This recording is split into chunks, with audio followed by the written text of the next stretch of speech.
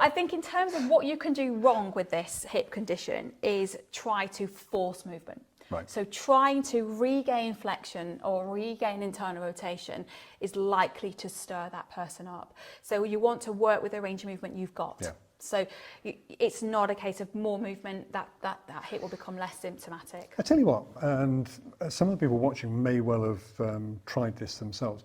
There's a very famous osteopath who actually learnt this technique from a physiotherapist, but he had a patient who had hip pain, had very reduced internal rotation, and the physio laid him on his asymptomatic side, and basically belted the head of the femur, the greater trochanter, and I think once gently, next time a little bit harder, and the next time was a full-blooded wallop. Yeah. And this guy was scheduled for hip replacement and actually then didn't have the hip replacement because he regained that movement. Right. And I think, it probably gained him another 3 or 4 years before he went for the surgery or something like that. Yeah. So so I mean, there are mobilisation techniques you could absolutely use with this.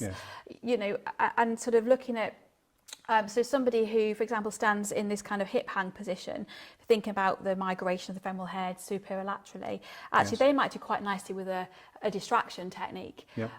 Or somebody who's kind of developing more of a medial kind of glide. But of course, neither of those things we talked about is moving it to an extreme position. Not it's just extreme. giving it a belt to try and put it back to where it should be and move it better. Absolutely, give it some relief as well. So, gentle mobilisations can be great for pain relief. It gets the synovial fluid going, and it could just, give some nutrition to the joint generally. So, see the difference in our terminology already? You talk about manips and I talk about belting it. You do. I said mobilisation, actually.